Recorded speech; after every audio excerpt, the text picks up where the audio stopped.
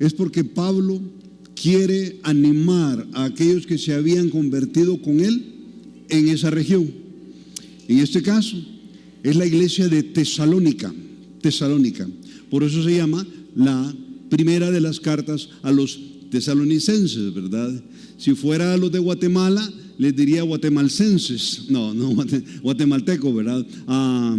Pero eran iglesias que iban naciendo conforme Pablo iba predicando el evangelio en diferentes regiones. Ahora, esta mañana entramos al segundo capítulo de esta preciosa carta. Es una carta preciosa realmente. ¿Por qué es tan especial? ¿Por qué son tan especiales las cartas que Pablo escribió a Tesalónica? Porque de todas las iglesias que tú encuentras, la iglesia de Corinto, la iglesia en Galacia, los Gálatas, la iglesia en Filipo, Filipenses, la iglesia en Éfeso, Efesios, carta a los Efesios, de todas las iglesias, todo indica que Tesalónica fue una muy buena iglesia. No fue una iglesia perfecta. Habían algunas cositas, se notan ahí en el capítulo 4 y 5, que Pablo anima a que cambiaran, pero realmente la iglesia de Tesalónica es una iglesia ejemplar, muy ejemplar, honestamente muy ejemplar.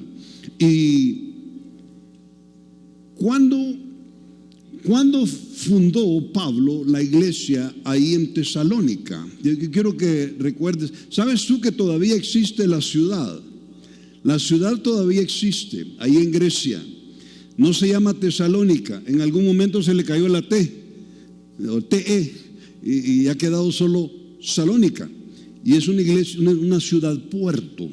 ¿Por qué era tan importante esta ciudad puerto allí en Grecia?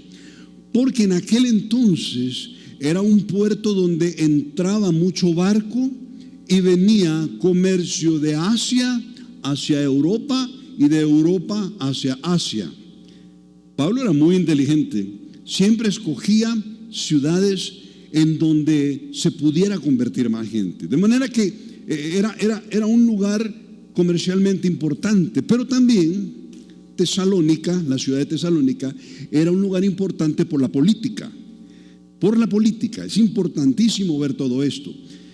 Pablo hizo 3 viajes misioneros en donde predicó y fundó iglesias. Su cuarto viaje, acuérdate, es cuando él va preso hacia Roma, porque apela a platicar con el César para que lo libraran de una acusación. ¿Recuerdas eso? Pero en 3 viajes él fundó tantas iglesias. Realmente un hombre muy fructífero. Y yo quiero mostrarte esta primera imagen para que la veas y tengas una idea de lo fructífero que fue Pablo. Mira cuántas iglesias fundó Pablo. Él en sus viajes estuvo, bueno, él era de Tarso, si tú te fijas, Tarso está ahí a tu derecha, ¿verdad? En el mapa, después de Antioquía, Tarso, pero Derbe, Listra, en Listra fue apedreado. ¿Te acuerdas cuando lo apedrean y el hombre queda bajo un volcán de piedras? Y yo puedo imaginarme un mar de sangre ahí y toda la gente lo dio por muerto. Yo particularmente estoy de acuerdo con Marcos Vidal. Yo creo que el hombre murió y creo que Dios lo levantó. Ahora no vayas a salir aquí diciendo eso como una enseñanza voy a decir categórica, pero yo creo que Dios lo resucita, lo levanta para que siguiera predicando. Dios tenía un trato especial con Pablo.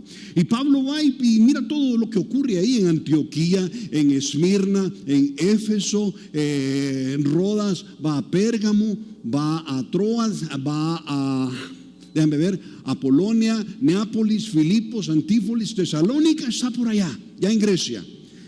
Y al sur ves Berea. Esas 2 ciudades, ponle mucha atención. Pero lo que te quiero decir es, era tan fructífero Pablo, que donde el hombre ponía el pie, la gente se convertía. Este hombre no hacía otra cosa más que hablar de Cristo. Y acuérdate que en ese entonces los judíos, porque él mismo era judío, los judíos se reunían en las sinagogas, ¿sí? Yo quiero que abras conmigo, antes de ir a 1 Tesalonicenses capítulo 2, vente conmigo a Hechos capítulo 17, porque es en el capítulo 17 de Hechos donde funda la iglesia tesalónica, la iglesia en Tesalónica, en el segundo viaje misionero de Pablo. Lo que estás viendo ahí, esa gráfica es del tercer viaje, pero yo quería que tuvieras todas las iglesias que Dios le había permitido fundar a Pablo. Vengan conmigo a Hechos capítulo 17 para que lo entendamos. Mira lo que dice. Dice, pasando por Antífolis, ahora mira el mapa, allá está Antífolis, después de Filipos está Antífolis, y ya van para abajo porque quieren alcanzar toda Grecia, ¿sí? Pues fíjate, llegan a Tesalónica, ya te vas a dar cuenta. Pasando por Antífolis y Apolonia, llegaron a Tesalónica, donde había una sinagoga de los judíos. Ahora, te explico rápido aquí. Él venía de Filipos. ¿Y qué les hicieron a Pablo y a Silas en Filipos? Los latigaron y los metieron en la cárcel. No me voy a meter a ese pasaje porque creo que tú lo conoces, que hasta se convierte el carcelero de Filipos. De ahí venían cuando entran a Tesalónica. Y sígueme. Y Pablo, como acostumbraba, fue a ellos y por 3 días de reposo discutió con ellos, declarando y exponiendo por medio de las Escrituras que era necesario que el Cristo padeciese y resucitase de los muertos, y que Jesús, a quien yo os anuncio, decía él, es el Cristo. Interesante. Ahora yo quiero que tú veas que Pablo llegaba y él iba al hueso, él iba directamente a la sinagoga, porque los judíos eran influyentes en cada ciudad. Yo creo que si te gusta la historia, sabes que Hitler los quiso eliminar, los quiso hacer desaparecer del mapa a los judíos. ¿Por qué? ¿Por qué? Porque los judíos han sido un pueblo muy prominente, influyente. Tanta es la influencia que afectaban la economía de Alemania y de toda Europa cuando Hitler toma posesión, se convierte en el Führer. Los judíos, la base económica de Alemania era de los judíos. Y en esas ciudades los judíos mandaban, no porque quisieran mandar, es el pueblo de Dios, y ellos, tanta es la abundancia. Yo no sé cuántos de ustedes aquí, no sé cuántos son de mi generación. Yo soy de los baby boomers, nacido en el 61. Mis héroes fueron los Beatles, no fueron los héroes de ustedes ahora, ¿verdad? Pero en aquel entonces, no sé cuántos de ustedes conocieron las primeras tarjetas de crédito, que era Diners Club. Diners Club. ¿Sabes quiénes eran la base? Los Rothschild en Europa. ¿Y quiénes son los Rothschild? Judíos. Entonces Pablo, cuando llegaba a una ciudad, iba a los judíos, porque sabía que ellos podían afectar a toda la ciudad. Entonces llega a Tesalónica, se comienzan a convertir los judíos, y mira lo que viene ahí, después, versículo 5 del capítulo 2. Entonces los judíos que no creían, teniendo celos, tomaron consigo algunos ociosos hombres malos, montaron una turba y alborotaron a la ciudad, asaltando la casa de Jasón, procuraban sacarlos al pueblo, pero no hallándolos trajeron a Jasón y a algunos hermanos ante las autoridades de la ciudad. Bien interesante. Vienen algunos judíos que, viendo que Pablo era tan fructífero y que se estaba convirtiendo la base económica y política de Tesalónica, como eran los judíos, vinieron otros judíos y dijeron: no, a esto los vamos a acusar de sedición y los vamos a acusar de traición, que están anunciando a otro rey, a otro gobierno. Y entonces fueron y los persiguieron. ¿A quiénes? Al equipo de Pablo. ¿Con quiénes andaba Pablo ya en el segundo viaje? Vamos a ver, de ver si les gusta la historia. ¿Con quién andaba Pablo en el primer viaje? Fue correcto, con Bernabé. Fue aquel hombre que lo fue a traer allá a Tarso cuando Pablo se había alejado un ratito, pero él lo fue a traer, ¿sí? Y acuérdate que hubo un desacuerdo entre Pablo y Bernabé, porque Bernabé quería que trajeran con él a Juan Marcos. Interesante. Juan Marcos no es el escritor del Evangelio de Juan, es el escritor del Evangelio de Marcos. Y esto es interesante. Entonces, en el segundo viaje Ya no se va con Bernabé. ¿Con quién se va Pablo? Con Silas, que es el mismo Silvano, y con un joven al cual había conocido en el primer viaje. Famosísimo este joven. ¿Cómo se llamaba? Timoteo. Con ellos tres iban el segundo viaje, y en algún momento se les une un médico, un doctor en medicina. ¿Quién es este doctor? El doctor Lucas, escritor del Evangelio de Lucas y del libro de los Hechos. Pues yo quiero que tú veas que por lo menos estos cuatro anduvieron juntos en el segundo viaje misionero y en el tercer viaje misionero. Es interesante esto. Entonces, cuando llegan a Tesalónica, se están convirtiendo la gente, porque Pablo era muy fructífero, y vienen unos judíos y dicen: los vamos a acusar. Y los acusan. Vente conmigo, por favor. Mira la acusación que hacen ellos. Dice versículo 6: pero no hallándolos, trajeron a Jasón y algunos hermanos de las autoridades de la ciudad, gritando: estos que trastornan el mundo entero también han llegado a Tesalónica. Ahora, ¿recuerdan los domingos anteriores?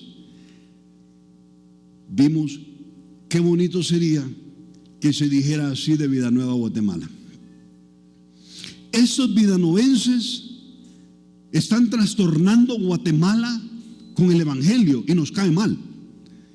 Qué bonito que la gente lo dijera. Qué feo si nosotros no afectamos a Guatemala. Qué feo realmente. Pero el ministerio de Pablo era extremadamente fructífero. Y dice: mira, vente conmigo por favor, versículo 7: a los cuales Jasón ha recibido, y todos estos contravinieron los decretos del César, diciendo que hay otro rey, Jesús. Acuérdate que Roma gobernaba todavía. Y alborotando al pueblo y a las autoridades de la ciudad, oyendo estas cosas, pero obtenido la fianza de Jasón y los demás, los soltaron. ¿A dónde los soltaron? De ahí de Tesalónica. Entonces, ¿qué pasó? Mira el versículo 10, dice: inmediatamente los hermanos enviaron de noche a Pablo y a Silas. ¿Hasta dónde? Ahora mira el mapa. Al sur de Tesalónica está Berea. Ahí fue Pablo para protegerse. Los hermanos que se habían convertido en Tesalónica lo envían para Berea. Eso es bien interesante. Y mira qué pasa ahí cuando llega a Berea. Interesante. Inmediatamente los hermanos enviaron de noche a Pablo y a Silas hasta Berea, y ellos, habiendo llegado, ¿qué hicieron Pablo y Silas? ¡Qué tremendo! Miren, no dijeron: mira, vamos al mar griego a descansar porque como nos pegaron allá en Filipo y nos han pegado en Tesalónica, mala onda, descansemos. Pablo no paraba de hablar de Cristo, no paraba de anunciar que en Jesucristo hay vida nueva.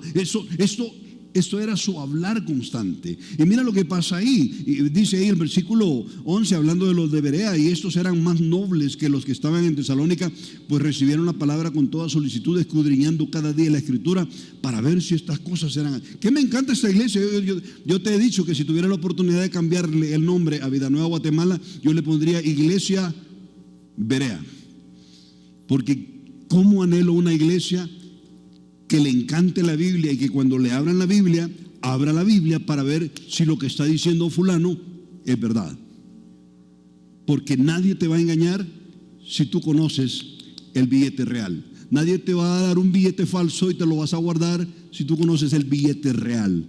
Y estos creyentes amaban tanto la Biblia que cuando Pablo llega y les habla, escudriñaban las Escrituras para ver si estas cosas eran así. Cuando te digo creyentes, era creyente en el Dios vivo, pero no se habían arrepentido, aceptado a Jesucristo. Se convierten, se empiezan a convertir, y como sabes, Checho, versículo 12: así que creyeron muchos de ellos, y mujeres griegas de distinción, y no pocos hombres. Interesante.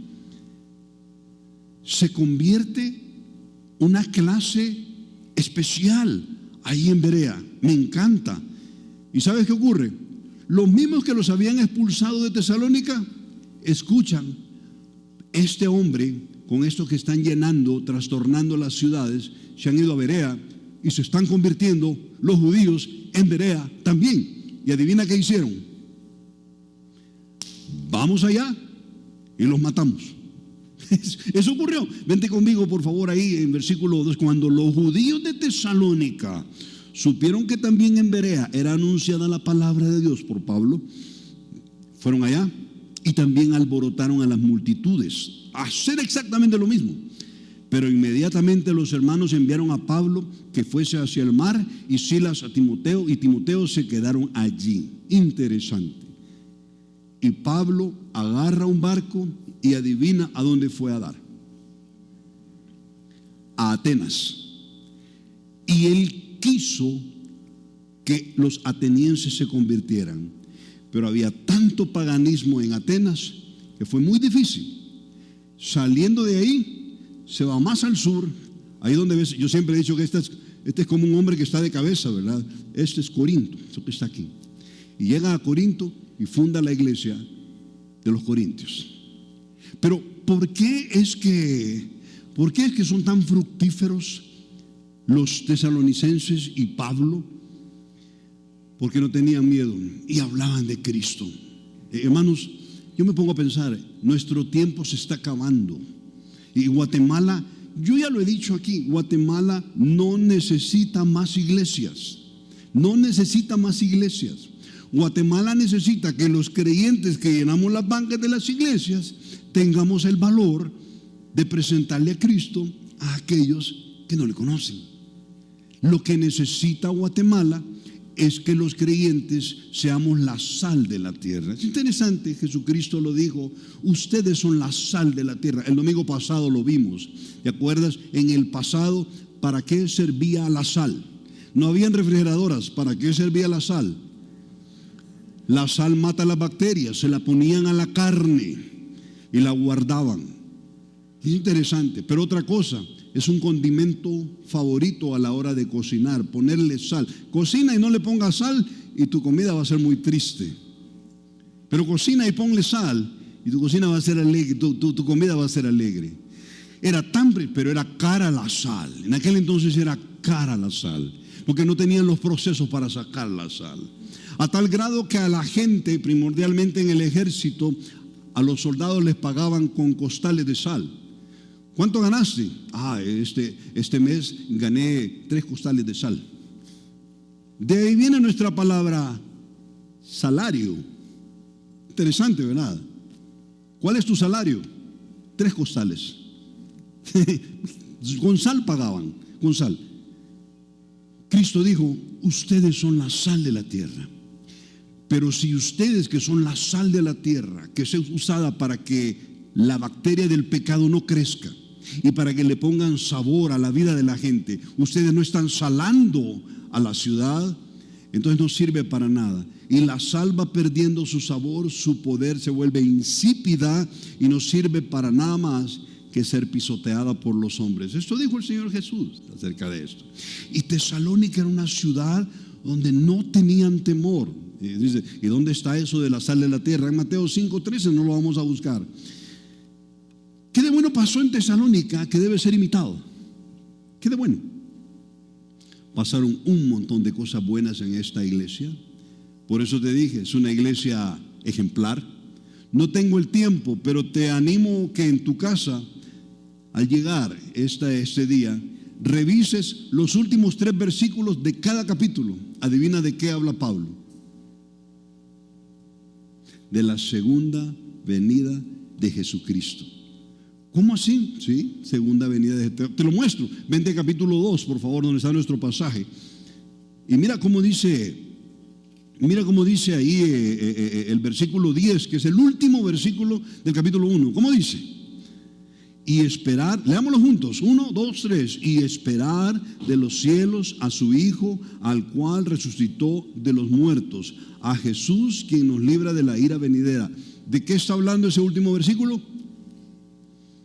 ¿De qué está hablando? De la segunda venida de Jesucristo. Interesante.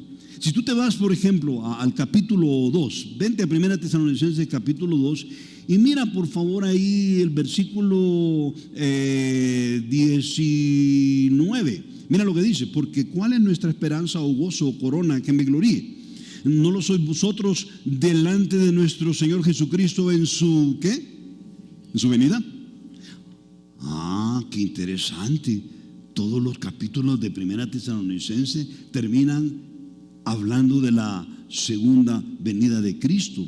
Así es, así es. Mira, por favor, capítulo 3, por favor, versículo 13, que es el último versículo del capítulo 3. Para que sean afirmados vuestros corazones irreprensibles en santidad delante de Dios nuestro Padre. ¿En qué dice? En la venida. ¿En la venida de quién? De nuestro Señor Jesucristo con todos sus santos. No tengo el tiempo, honestamente no tengo el tiempo para estar buscando cada uno de ellos, pero yo te animo que en tu casa tú lo busques. Te vas a dar cuenta que ¿por qué Pablo les hablaba a los tesalonicenses? Termina cada capítulo hablando de la segunda venida de Jesucristo. Porque se habían convertido, porque eran creyentes que se mantenían viendo para arriba. Y cuando una persona se mantiene viendo para arriba, esperando la segunda venida de Jesucristo, quiere vivir una vida de rectitud, ¿sí o no? ¿Cuánto cantamos? A mí me encanta ese mismo, a mí me encanta también, ¿cómo se llama este? Lo único que quiero. A mí me encanta la letra. Está hablando de la segunda venida, porque dice: para que cuando tú vengas, Señor, me encuentres haciendo lo que a ti te gusta. Qué bonito, qué bonito.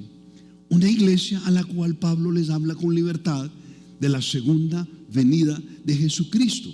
Pero entonces la pregunta es: ¿qué es lo bueno que pasó en Tesalónica que debe ser imitado? ¿Cómo podemos evitar volvernos infructuosos? Porque lo que tenemos aquí es a un equipo de hombres que daban fruto en una ciudad en donde los que se convertían daban fruto también. ¿Cómo podemos evitar volvernos sin fruto?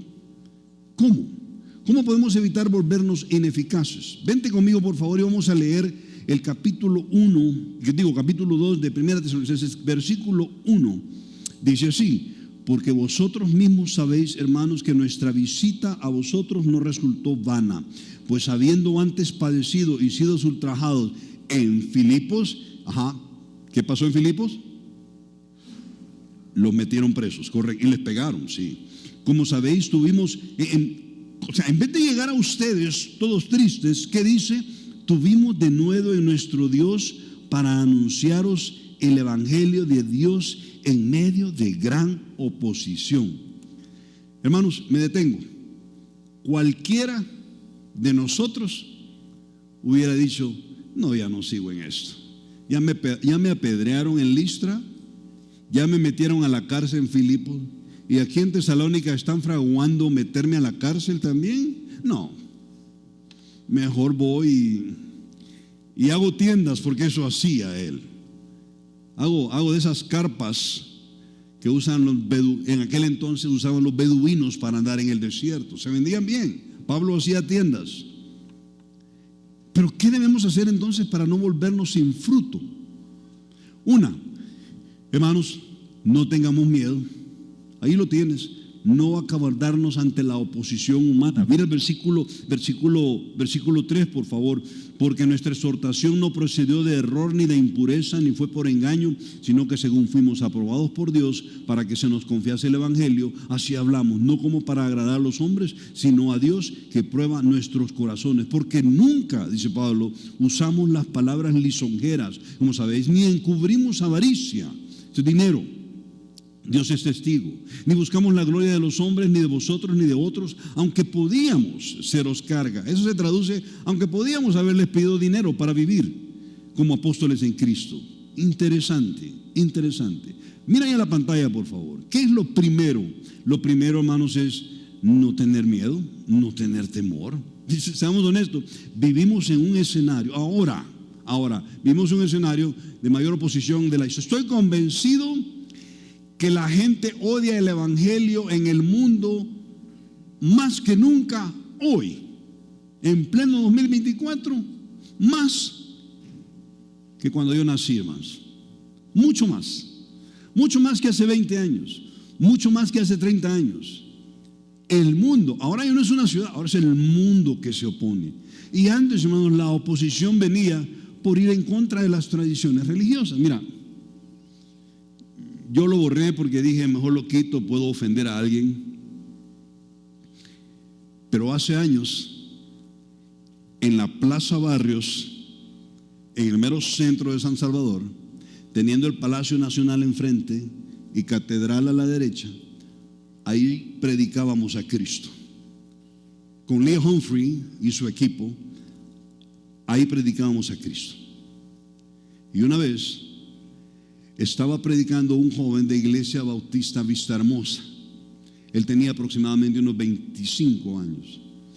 Y cuando estaba presentando el Evangelio e invitar a aceptar a Cristo, se acerca el sacerdote de catedral con un guacal, es feo decirlo, hermanos, pero lleno de heces y de orinas, y sale de la multitud y se lo tira en la cara a ese hermano. Nosotros nos quedamos, wow. Antes la oposición venía de ir en contra de las tradiciones religiosas. Predicar a Cristo era, estos evangélicos. Mi mamá era de Suchitoto, un pueblo bien pintoresco allá en El Salvador. Y me cuenta mi mamá que los pastores se subían a los árboles el domingo en la mañana y predicaban a Cristo. ¿Y sabes qué hacían todos los de las casas alrededor? Agarraban las mejores piedras y se las tiraban, lo golpeaban hasta que se bajaban sangrando. Mi mamá lo vio. En aquel entonces la oposición era por estar predicando a Cristo y sacar a la gente de la religión tradicional. Pero ahora no, hermano. Mira allá la pantalla, por favor, abajo. Ahora la oposición es por ir en contra de un estilo de vida desenfrenado. Yo te lo dije el domingo pasado, los Juegos Olímpicos fueron la plataforma culminante para la Agenda 2030.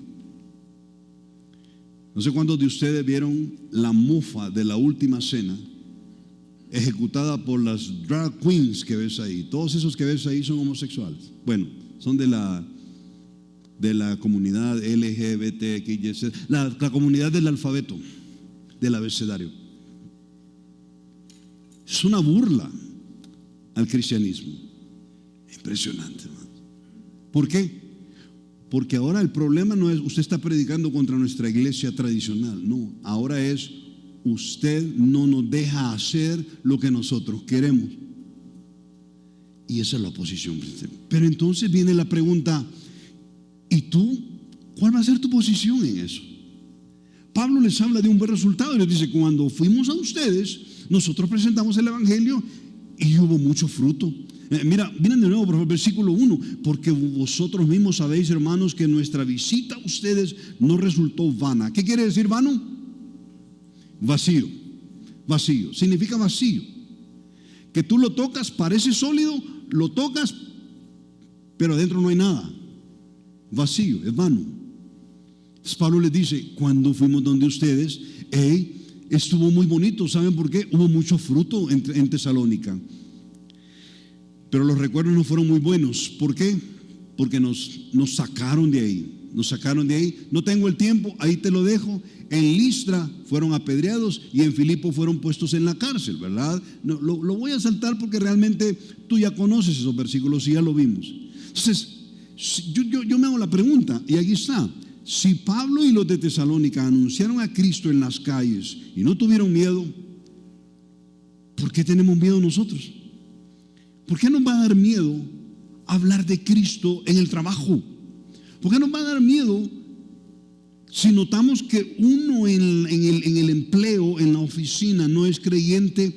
¿Por qué no comenzar a orar por él y orar por una oportunidad para presentarle a Jesucristo? Si Pablo y los de Tesalónica no se avergonzaron, ¿por qué nos vamos a avergonzar nosotros? Un creyente fructífero, yo te propongo, es no tiene temor. Va y habla. Pablo dijo en Romanos 1:16, yo no me avergüenzo del evangelio, porque es poder de Dios para salvación. El poder, Pablo estaba diciendo, el poder no lo tengo yo, lo tiene Dios. Y cuando alguien rechaza a Cristo, no me rechaza a mí. ¿A quién rechaza? A Cristo. Pablo decía, no me avergüenzo del evangelio. Entonces yo te hago una pregunta, y ahí está. Mira, ante la moderna oposición mundial, ¿cuál va a ser tu posición? ¿Callar para que no te molesten? ¿O estás dispuesto a presentar el evangelio sin temor a lo que te pueda pasar? Esa es la gran pregunta. En segundo lugar,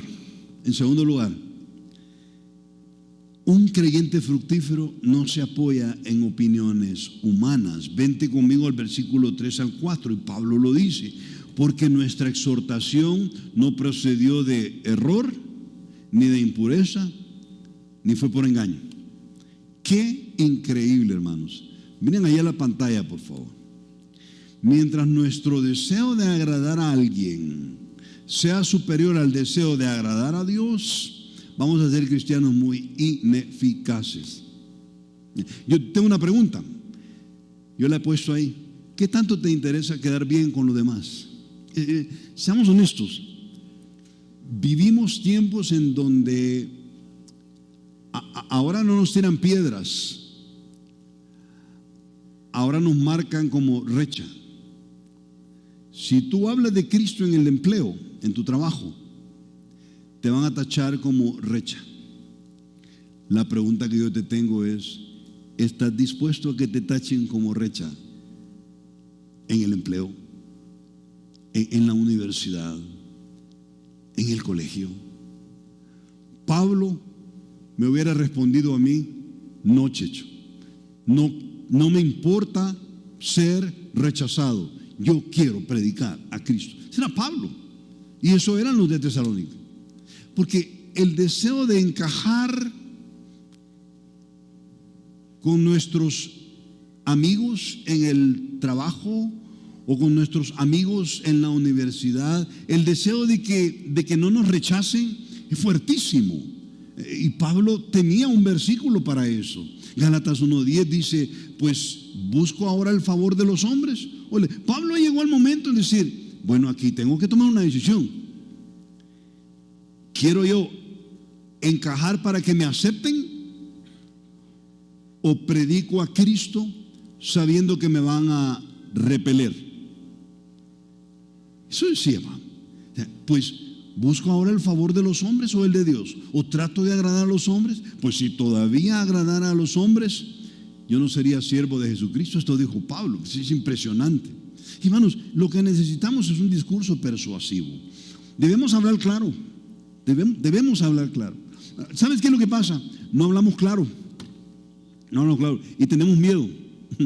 y algunos, cuando testificamos, dicen: fíjate que hoy testifiqué. Sí, un compañero del trabajo me dijo: ¿y tú eres alcohólico anónimo? Porque te veo que no vas con nosotros a todos nuestros relajos.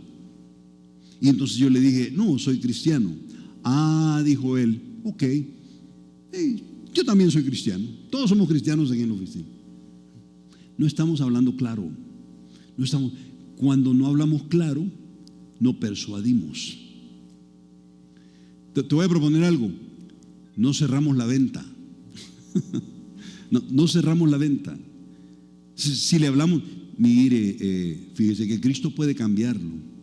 Sí, pero yo ya traté, nos vemos, plan. No cerramos la venta. O quizás la persona está a punto de convertirse y ahí lo dejamos. Tenemos temor de decirle: ¿no quisieras tú este día arrepentirte de tus pecados y aceptar a Cristo? No hablamos así, sino que lo que le decimos es: mire, cuando pueda venga a mi iglesia. Invitar a alguien a la iglesia no es hacer evangelismo. Qué bueno que lo haces, pero eso no es hacer evangelismo. A mí me encanta cuando alguien es persuasivo, porque te trata de convencer, está convencido en su mente. ¿Sabes? Hagan la prueba. Entren a un lugar donde venden carros nuevos. A ver, ¿cuál es la marca favorita tuya de carros? No, así en serio, ¿cuál es tu marca favorita? yo sé, ¿verdad? Quizás algunos decimos, un BMW, pero no lo voy a decir.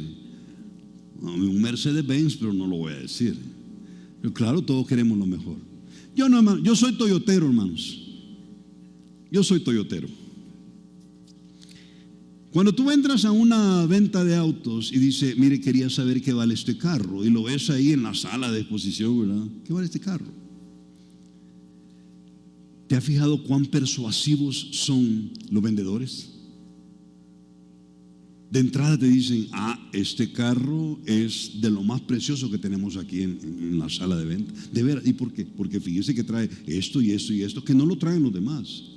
Y fíjese que esto y esto y esto que no lo traen. Y tú estás escuchando y dices, qué bueno eso, ¿verdad? Sí. Y cuando tú te sientas y entras y dices, pero no me gusta, ¿cómo me siento yo aquí? Lo que pasa es que no he apretado el botón que lo hace sentir bien cómodo. ¿Y cuál es? Mire, se mueve todo el asiento. Qué rico. Persuasivo. Y llega el momento de decirle, ¿qué dice? Se anima. El hombre quiere cerrar la venta.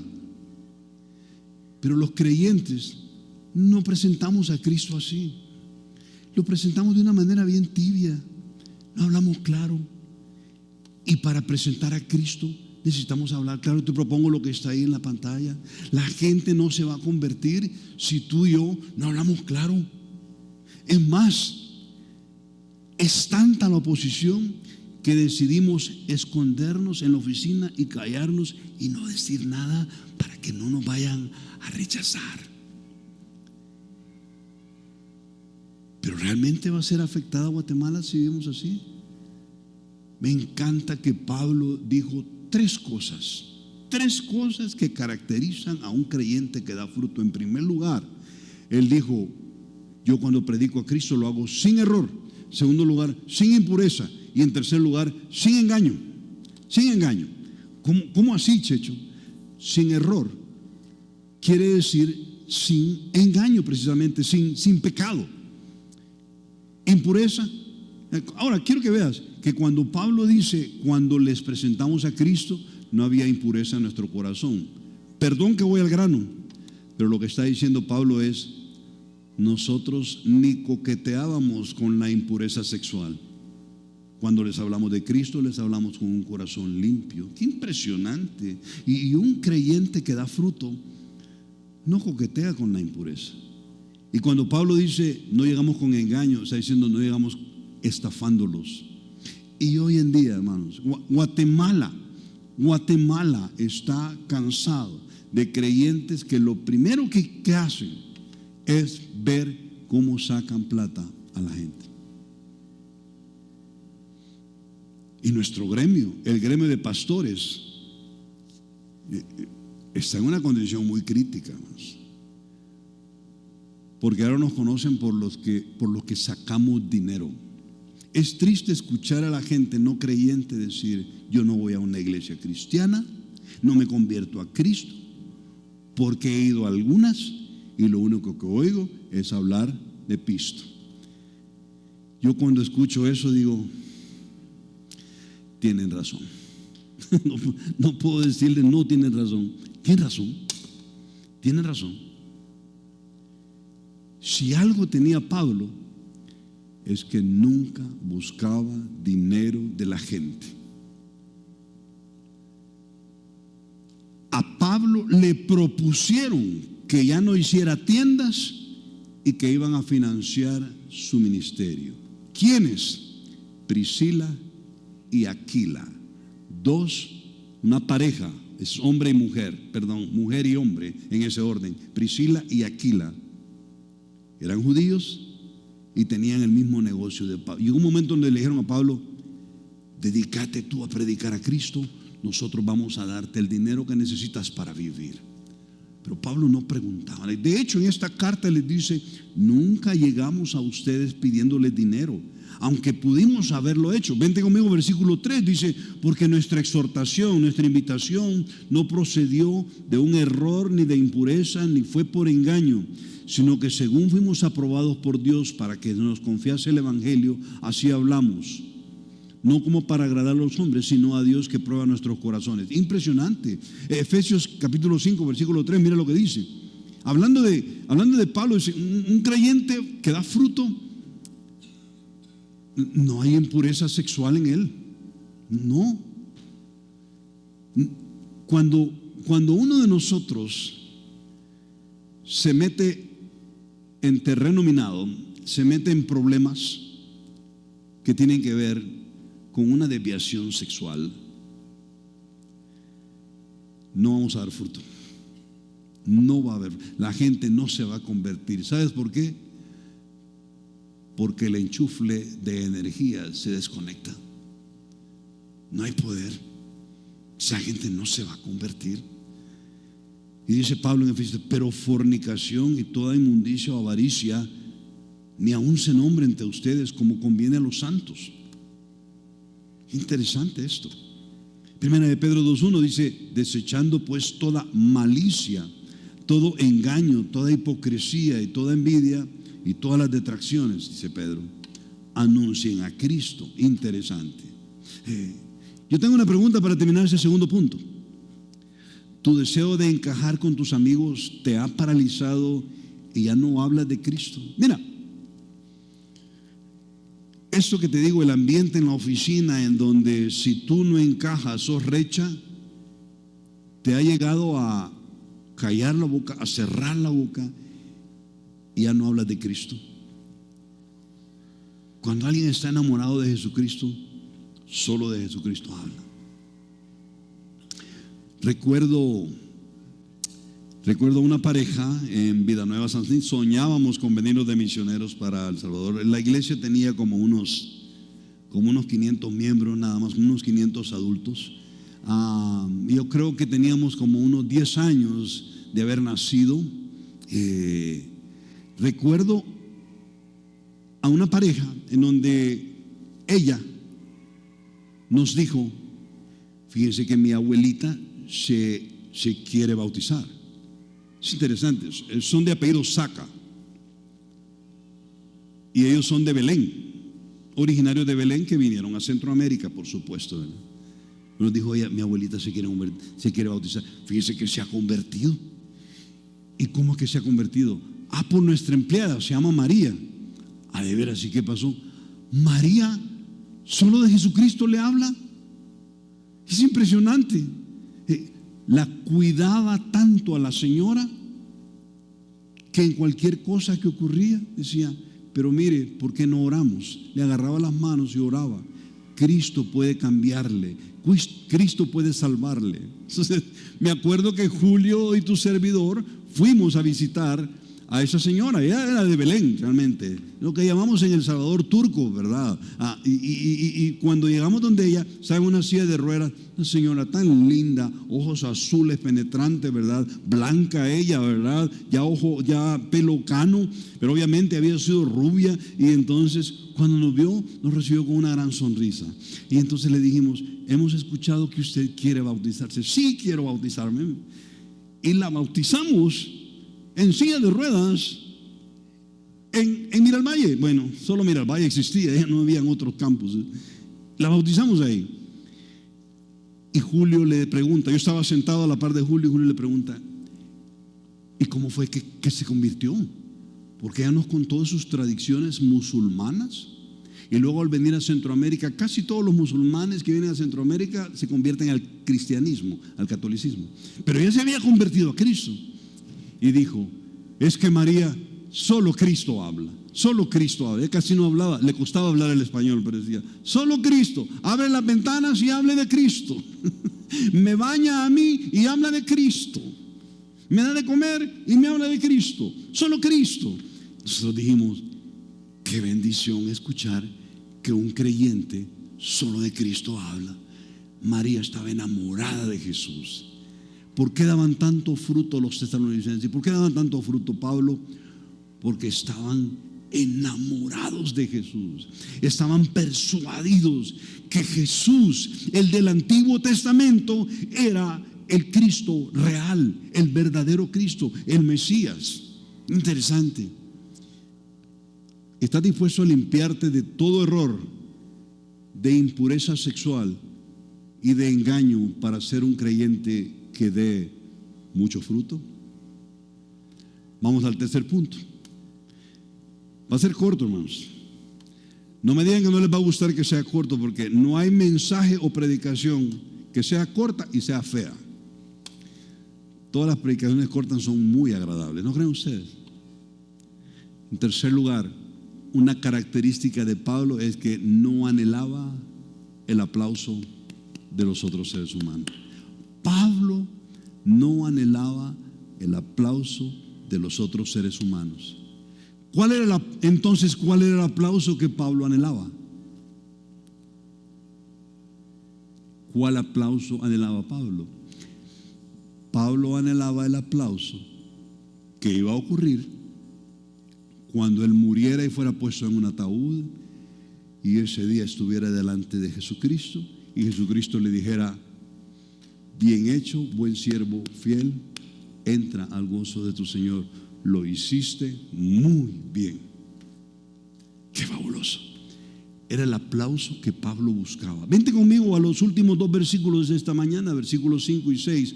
Porque nunca usamos de palabras lisonjeras, como sabéis, ni encubrimos avaricia. Dios me es testigo. Qué tremendo. Y oye esto, ni buscamos, te lo voy a sustituir, ni buscamos aplauso de los hombres, ni de ustedes, ni de otros, aunque podíamos seros carga como apóstoles de Cristo. Interesante, interesante. No buscaban el aplauso. Mira, ahí está la pantalla.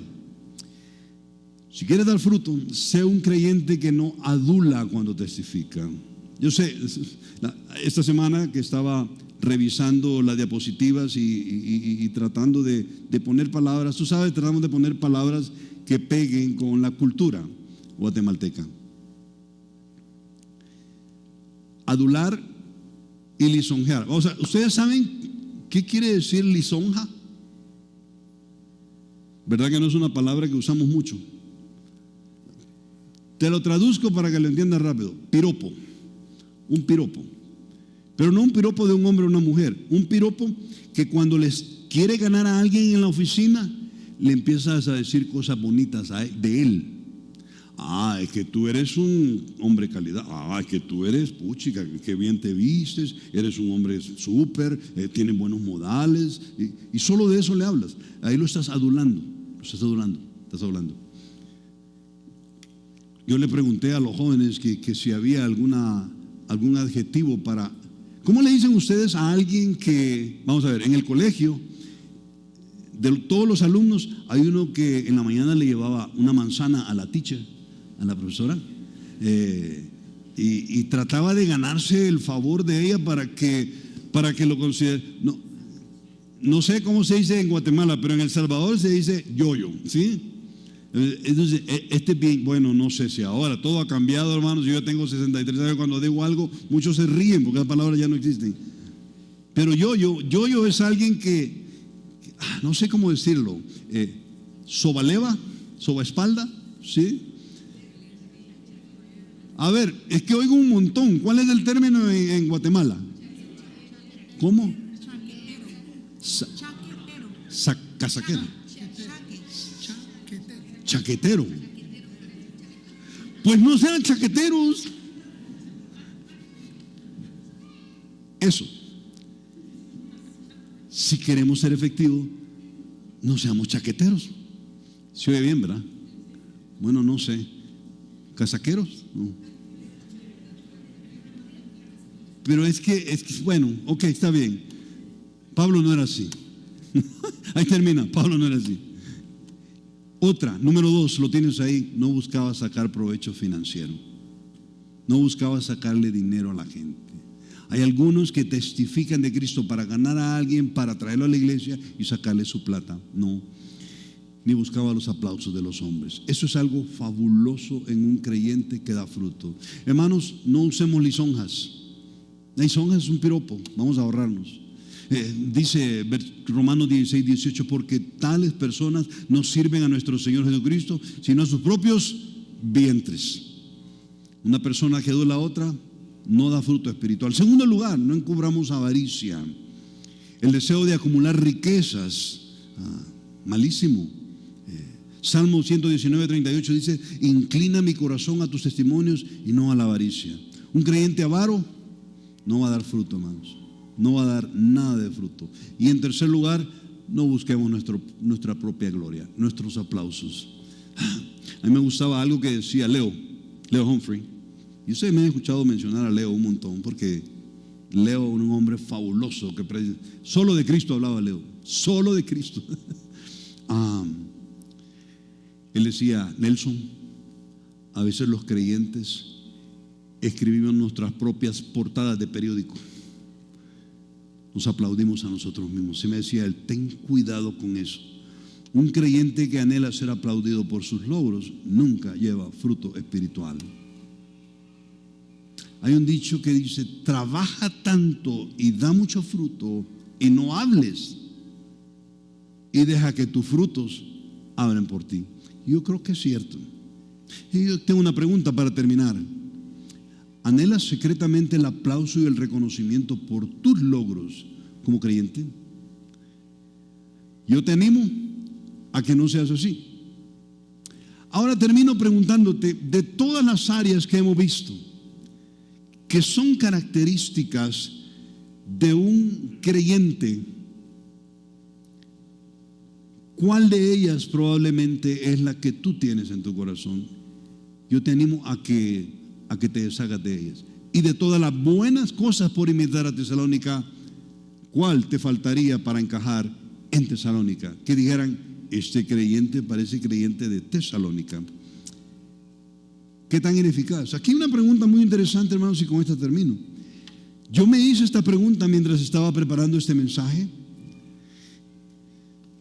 Cuando digo preparar, es preparándome para darlo. ¿Qué tan eficaz, qué tan ineficaz se ha vuelto? Yo me pregunté, Nelson, esta pregunta antes de hacérselo a Vida Nueva Guatemala, pregúntatela a vos mismo. ¿Qué tan ineficaz se ha vuelto mi cristianismo? ¿Qué tan ineficaz se ha vuelto el ministerio que Dios me ha encomendado? Qué triste caer en una etapa de tu vida en donde eres estéril y no hay fruto. Hermanos, yo lo decía a algunos de los del staff esta semana: qué bonito este lugar. Yo creo que damos gracias a Dios por este lugar, ¿sí o no? Qué bonito, y las remodelaciones y todo, y los aires acondicionados. Siguen sin funcionar estos, perdón, hermano. ¿Tienen calor, hermanos? No, yo sí. Pero todo lo que se ha hecho, el cielo falso aquí, el cielo falso allá, qué bonito todo eso. Pero hermanos, ahora viene una etapa para Vida Nueva Guatemala en donde debemos crecer. Crecer en todo sentido. Crecer espiritualmente, crecer en número. Porque no es posible que hayamos hecho un esfuerzo tan grande para tener un culto de domingo con 4 cancioncitas y una predicacioncita. Si ese es el futuro de Vida Nueva, estamos mal. Ahora viene una etapa en donde tú y yo debemos comenzar a pensar en nuestros amigos o parejas que conocemos o compañeros de trabajo que podemos ganar para llenar este lugar. Esta iglesia debe estar viva entre semana. Deben ocurrir cosas. Yo les decía, hasta ahorita nadie me lo ha respondido, yo se los pregunto a ustedes: ¿qué podríamos hacer en una noche de semana, entre lunes y viernes, que sea chilero y que se riegue la bola en Guatemala de que allí, en Punto Roosevelt, en el segundo nivel, está ocurriendo algo chilero? Vamos, te invito. ¿Qué? Les dejo la pregunta, les dejo la inquietud. ¿Qué hacemos? ¿Qué hacemos? La pregunta es: ¿te vas a involucrar? ¿Quieres ser parte de esto? ¿O queremos solamente ser una iglesia que el único plan que tiene es que hay culto el otro domingo? Eso sería lo más triste. Eso sería lo más triste, hermano. llegar a ser una iglesia que el único plan que hay es que hay culto el otro domingo. Y entonces, ¿para qué todo eso? ¿Para qué todo eso? Ojalá los guatemaltecos digan: estos vidanovenses que están trastornando la forma de vivir de mi hijo, ya no trasnocha, ya no viene de madrugada, se ha compuesto, ¿qué le han hecho? Pero si la gente no habla de eso, entonces somos una iglesia que somos sal que ha perdido su sabor, su potencia, su eficacia y la capacidad de transformar el entorno. Vamos a orar. Padre, gracias, Señor, por Vida Nueva Guatemala. Gracias por la iglesia de Tesalónica. Qué precioso todo lo que se dice de ellos, Señor. Y de los de Berea, enamorados de tu palabra. Tesalónica, enamorados de hablar de ti. Berea, enamorados de tu palabra. Gracias, Señor, por dejarnos el ejemplo de un equipo de hombres que dieron mucho fruto. Gracias por dejarnos el ejemplo de una iglesia que creció y dio mucho fruto, Señor. Te agradecemos, Señor, te amamos y te bendecimos por todo lo que has hecho en nuestras vidas, Señor. Que tú seas exaltado y glorificado siempre en nuestro anhelo. Así como estamos, yo no quiero terminar sin preguntarte: ¿y tú tienes ya una relación personal con Jesucristo? ¿Ha habido un momento en tu vida en donde te has detenido y has dicho: yo he quebrantado todos sus mandamientos, yo si muero esta noche no sé a dónde iría, yo necesito volver a Jesús? Pues vuelve, no tengas pena. La Biblia dice que hoy puede ser el día de salvación. Y Checho, ¿y qué debo hacer? Debes platicar con Él y decirle eso, que estás, número uno, estás consciente de que han quebrantado sus mandamientos. Número dos, que estás dispuesto a dar una vuelta en U y darle la espalda a tu vida de error y comenzar una vida de rectitud. ¿Quieres hacerlo? Ahí donde estás, si ese es tu anhelo, habla con Él. ¿Y qué le digo, Checho? Yo te puedo guiar en una oración. Como hemos dicho, no es mágica, no es un abracadabra, pero si tú esto se lo estás diciendo a Él de corazón, podrías estar hablando con el Dios vivo por primera vez de verdad. ¿Quieres hacerlo? Entonces háblale con el lenguaje de tu corazón, porque es el lenguaje que Él habla. Dile así: ¿listo? ¿Lista? Amado Señor Jesús, gracias por tu amor. Gracias por haber muerto en la cruz por mí y haber derramado tu sangre. Esta mañana reconozco que he quebrantado tus mandamientos y que no tengo seguridad de vida eterna. Tan consciente como estoy, yo te quiero decir que me siento mal, me duele haberte fallado, haberlos quebrantado. Y te quiero pedir perdón de una vez y para siempre, Señor. Te abro la puerta de mi vida, de mi alma, de mi corazón, para que tú entres y seas el Señor y el Salvador de mi alma.